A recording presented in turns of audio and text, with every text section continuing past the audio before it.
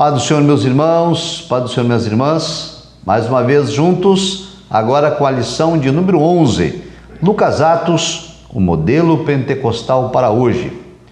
Como subsídios para a nossa escola bíblica dominical, lembramos que Lucas Atos são 2 volumes escritos pelo mesmo autor, o médico amado, Lucas.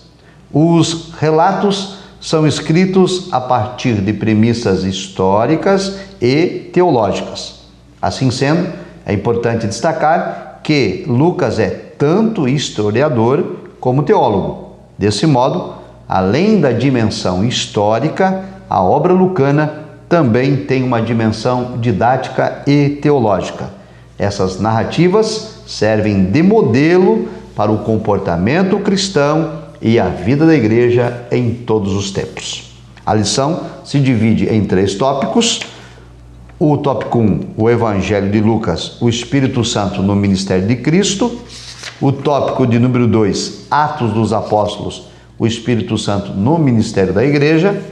E o tópico 3, um modelo pentecostal para a igreja contemporânea. No ponto 1, subponto 1, nós temos o Espírito Santo no Evangelho. Registramos que Lucas enfoca a vida e a obra de Cristo. O evangelista enfatiza o papel e a importância do Espírito Santo no advento do Messias. E esta ação do Espírito Santo no Evangelho de Lucas é percebida em diversos momentos. Por exemplo, na vida de João Batista. João Batista é o precursor de Cristo. Quando do anúncio do nascimento de João Batista, a palavra dada pelo anjo foi a seguinte, Lucas 1:15. Ele será cheio do Espírito Santo, já desde o ventre de sua mãe. Também nós temos o registro da visita de Maria aos pais de João Batista, Isabel e Zacarias, já no 6º mês de gravidez. Lucas 1:41, o texto diz, a criancinha saltou no seu ventre e Isabel foi cheia do Espírito Santo. Após o nascimento de João Batista, Zacarias, Lucas 1:67 diz, foi cheio do Espírito Santo e profetizou. Então, percebe-se aqui a ação do Espírito Santo já nos momentos do prelúdio, quando é anunciado o nascimento de João Batista.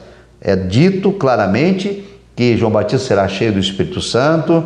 Quando Maria vai visitar Isabel, o Espírito Santo também se manifesta. Quando João Batista nasce, o pai dele, Zacarias, também é tomado pelo Espírito Santo.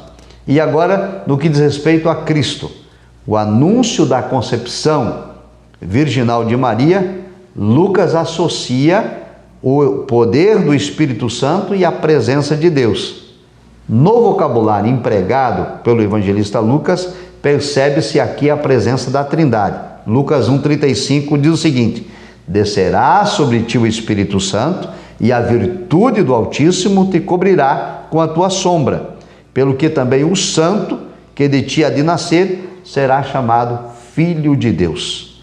Lucas também registra que após o nascimento de Jesus, Simeão, impulsionado pelo Espírito Santo, foi ao templo a fim de conhecer o Messias antes de morrer, e o Evangelho ainda ressalta o poder e a autoridade do Senhor Jesus em batizar com Espírito Santo e fogo. Lucas 3:16. Estas são evidências claras, então, da importância do Espírito Santo no nascimento, no anúncio do nascimento e no nascimento do Senhor Jesus. Aí nós temos o subponto 2, o Espírito Santo e o batismo de Cristo. Jesus foi batizado, como sabemos, no Rio Jordão, por João Batista, com a idade aproximada de 30 anos, que era a mesma idade em que os levitas iniciavam seu ministério, segundo está em Números 4:3 e 4:35. Jesus submeteu-se ao batismo nas águas para cumprir toda a justiça, conforme Mateus 3:15. E ao descrever o batismo de Jesus por João lá no Jordão, Lucas informa que ocorreram 3 eventos importantes. E eu quero destacar isso aqui aos nossos professores para enfatizar aos alunos. Primeiro, o céu se abriu. Lucas 3:21. Segundo, o Espírito Santo desceu sobre ele em forma de pomba. Lucas 3:22, parte A. Terceiro, ouviu-se uma voz vinda do céu que estava aberto. Lucas 3:22, parte B. A abertura do céu significa que se segue uma revelação da parte de Deus. A descida do Espírito Santo em forma de pomba foi algo real e não uma ilusão. E todos os presentes testemunharam a voz que descia do céu, que dizia: Tu és o meu filho amado. O céu aberto, o evento da descida do Espírito como pomba e a voz que se ouviu do céu identificava Jesus como Filho de Deus e era então um início do ministério público do Senhor Jesus. Era uma revelação, era um atestado do ministério de Cristo que se iniciava agora publicamente. Esse evento simbolizou então a real messianidade do Senhor Jesus, conforme profetizado pelo profeta Isaías, em Isaías 11:2, Isaías 42:1, e também serviram como sinal para que João Batista tivesse a plena convicção de que de fato Jesus era o Cristo, conforme registro de João, capítulo 1, 32, 33. E outro detalhe que se destaca aqui é a presença clara da Santíssima Trindade, o Pai, o Filho e o Espírito Santo. Um outro ponto a destacar, subponto 3, o Espírito Santo e a tentação de Cristo. Após o batismo nas águas e tomado pelo Espírito, a Bíblia diz que o Senhor Jesus foi impelido ao deserto e lá foi tentado pelo diabo 40 dias e 40 noites, conforme o registro de Lucas 4:1 e 4:2. Depois, então, de Jesus ter sido confirmado como Messias, com a voz que do céu se ouviu e a descida do Espírito Santo sobre ele em forma de pomba, o Senhor é submetido a um teste severo, a tentação no deserto. E é preciso, então, perceber que a articulação de Satanás contra o Senhor Jesus na tentação, ele é precedido por uma frase que precisa ser destacada para os nossos alunos. E aqui eu quero, então, enfatizar também para os nossos professores. Quando a voz do céu disse: Tu és o meu filho amado, essa voz do céu, que era a voz de Deus o Pai, identificava Jesus como Messias.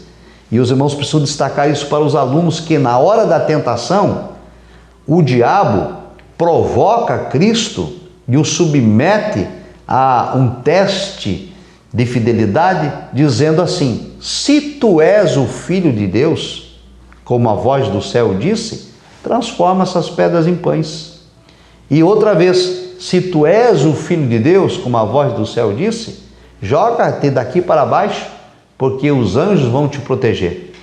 Percebam então, meus irmãos, que a tentação era, por parte do diabo, uma tentativa de colocar em dúvida o ministério, a messianidade e a divindade do próprio Cristo. Porém, o Senhor o venceu usando a autoridade da palavra, como todos nós já sabemos. Assim, explicado isso para os alunos, destacamos que em todos os desafios da tentação, Cristo contra-atacou usando a autoridade da palavra.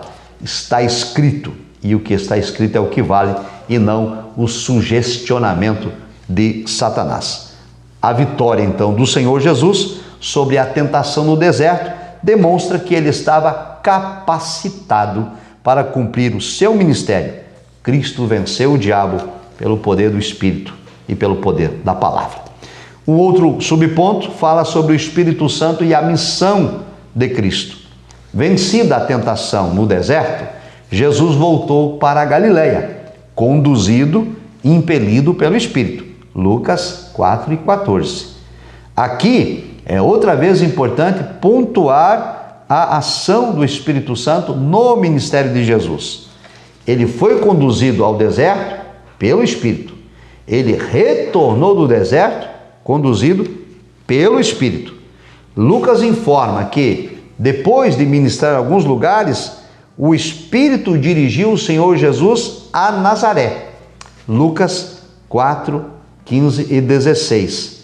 Nazaré era uma cidade desprestigiada, era um lugar mal falado, porém foi ali, naquele lugar que as pessoas não valorizavam, que o anjo anunciou o nascimento de Jesus para Maria, conforme o registro de Lucas capítulo 1, verso 26. Maria estava em Nazaré, quando o anjo anunciou o nascimento de Jesus para ela.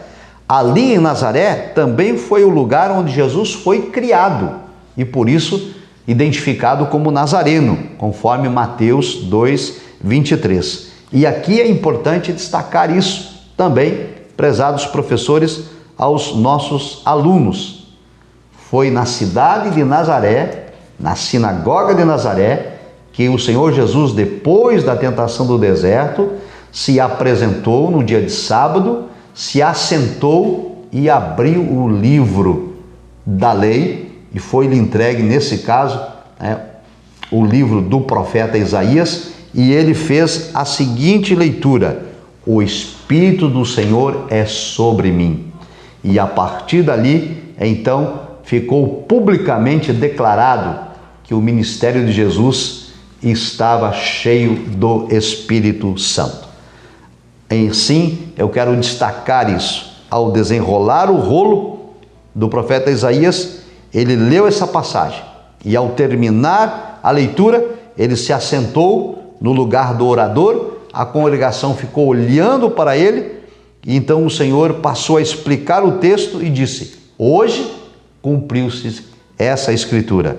Aqui, Jesus declara que o Espírito qualificava o seu ministério para evangelizar os pobres, para curar os quebrantados de coração, para libertar os cativos e oprimidos, para restaurar os cegos e anunciar aos pecadores o ano aceitável do Senhor.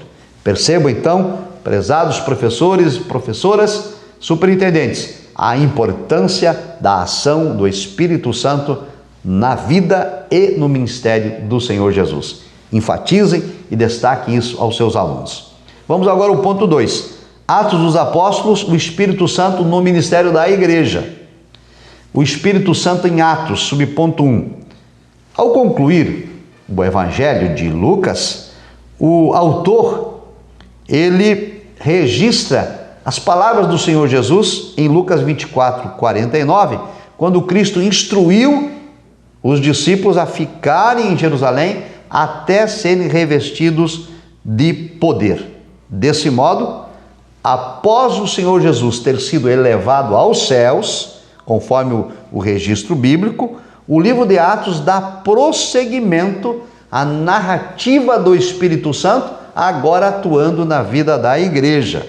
O autor ratifica que o derramamento do Espírito era a capacitação necessária para a evangelização dos povos.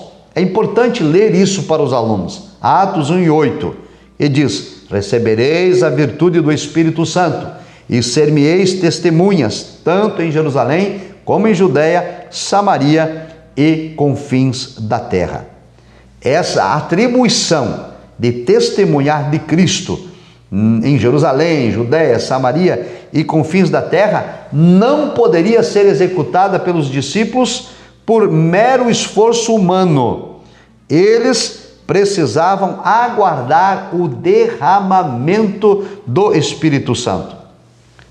Enfatize isso para os alunos. Ora, O livro de Atos relata que o Senhor Jesus se apresentou aos discípulos por um espaço de 40 dias com muitas e infalíveis provas da sua ressurreição. Atos 1 e 3. Eles desfrutaram da companhia de Jesus ressuscitado e eles tinham elementos suficientes para testemunhar desta ressurreição.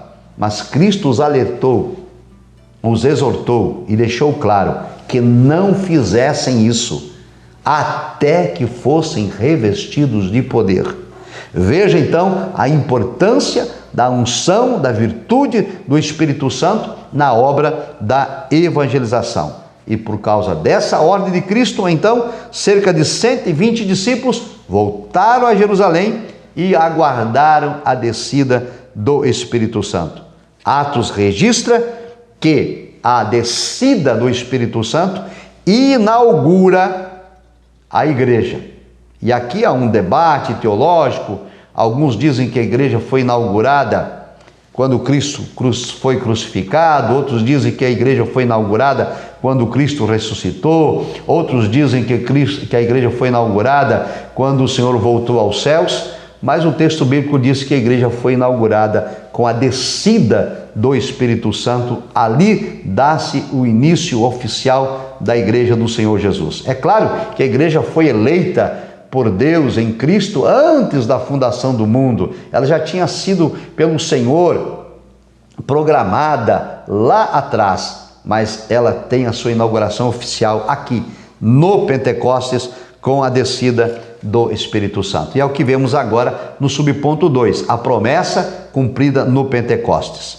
Como já vimos, estudando os profetas, eles anunciaram a chegada do Espírito Santo. O profeta Isaías, no capítulo 44, verso 3, Ezequiel, no capítulo 39, verso 29, Joel, no capítulo 2, versículo 28. No Novo Testamento, o precursor de Jesus, João Batista, também confirmava essa promessa, anunciando que aquele que viria depois dele batizaria com o Espírito Santo e com fogo. Isso está registrado em todos os evangelhos sinóticos e também o evangelho de João. O próprio Cristo, em Lucas Atos, avalizou que esta promessa se cumpriria e Cristo disse: esta promessa do meu Pai, a promessa do Pai feita lá atrás com Isaías, com Ezequiel e com Joel, iria se cumprir. Louvado seja Deus por isso. Esse batismo no Espírito Santo, essa promessa do Pai, era um revestimento, e ainda é revestimento de poder, uma promessa divina feita para os salvos, é uma experiência espiritual, e isso se cumpriu no dia de Pentecostes. E nesse dia, a narrativa de Atos registra 2 sinais sobrenaturais que marcaram esse advento do Espírito Santo. Primeiro, o som como de um vento, Atos 2 e 2. Segundo, línguas repartidas como que de fogo, Atos 2 e 3.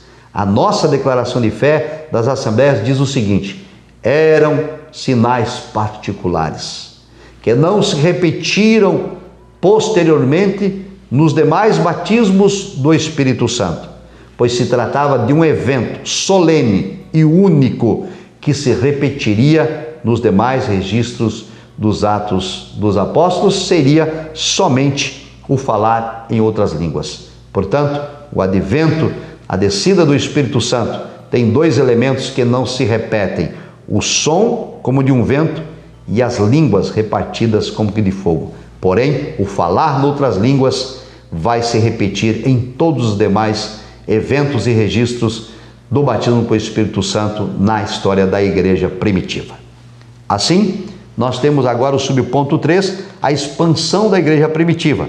Após receberem o poder do Espírito que capacitou aqueles crentes para o serviço cristão, o apóstolo Pedro se levanta e prega o primeiro sermão da igreja inaugurada. E já no primeiro sermão, quase 3.000 almas se rendem ao Senhor Jesus Cristo.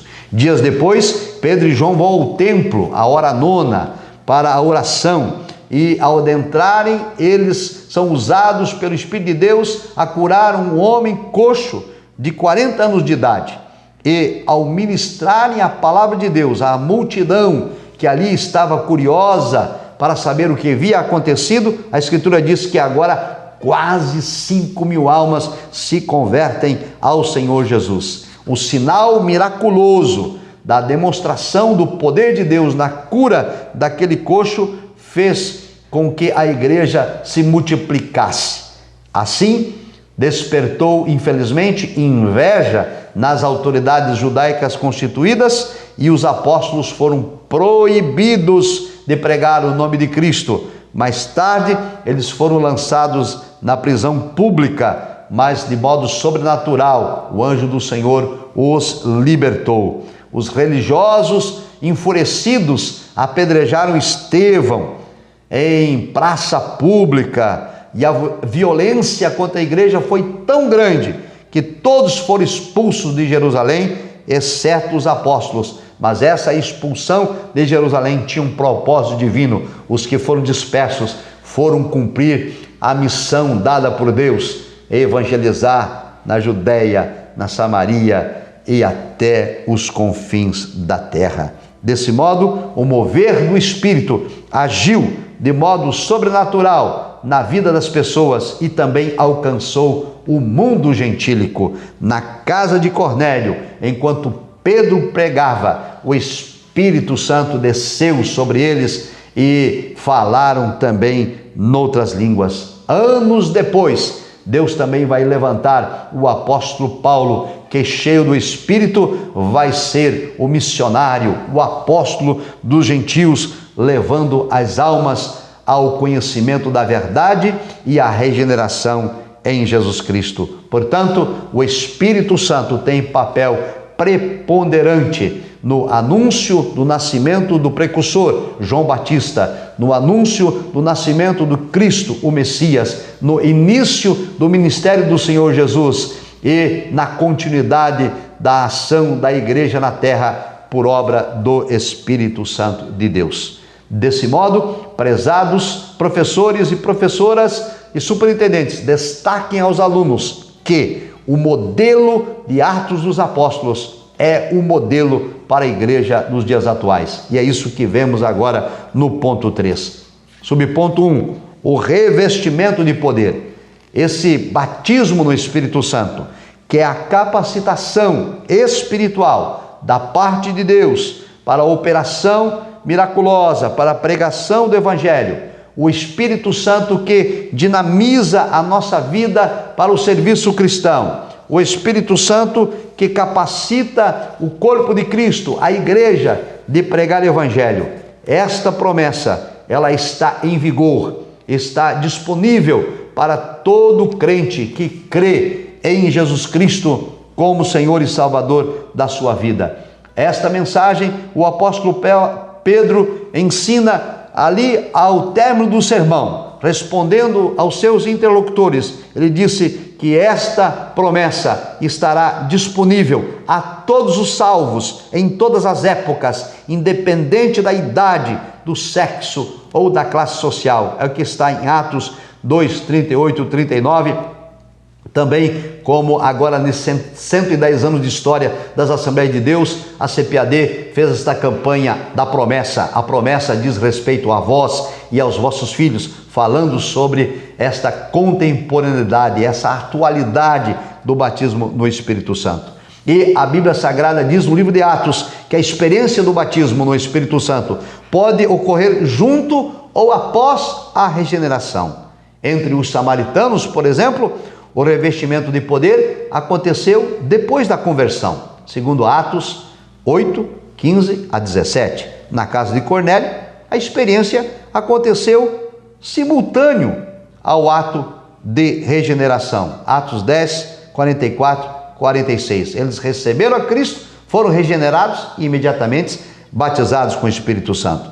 Ressalta-se então outro detalhe que é preciso destacar para os nossos alunos.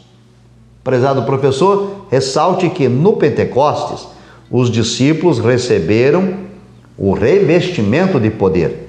porque eles já tinham o Espírito Santo antes desse evento acontecer, segundo está escrito em Atos, capítulo 1, verso 8, e também temos Atos 6, 8, 10, e temos outros textos bíblicos, principalmente o texto de João 20, 22. Enfatiza esse texto. João 20, 22 deixa claro que os discípulos já tinham o Espírito Santo. E Atos 1 e 8 fala que eles vão receber agora um revestimento de poder. Isso é importante esclarecer para que não haja confusão e entendimento equivocado. Assim, o subponto 2 da nossa lição fala que o modelo do batismo do Espírito Santo para a igreja atual tem como evidência inicial, falar noutras línguas. O Espírito Santo concedeu aos discípulos que falassem noutras línguas. A palavra glossolalia, de origem grega, que indica línguas concedidas pelo Espírito, podem ser tanto humanas como celestiais. 1 Coríntios 13 e versículo 1. O sinal do batismo no Espírito Santo é uma expressão verbal inspirada, mediante o qual o Espírito capacita o crente a falar noutra língua, uma língua nunca aprendida. Reitera-se então que a evidência inicial do batismo no Espírito Santo é falar noutras línguas. A teologia sistemática pentecostal diz claramente: o batismo dos crentes no Espírito Santo é testemunhado pelo sinal inicial de falar em línguas, conforme o Espírito Santo lhes conceda que falem, segundo Atos 2 e 4.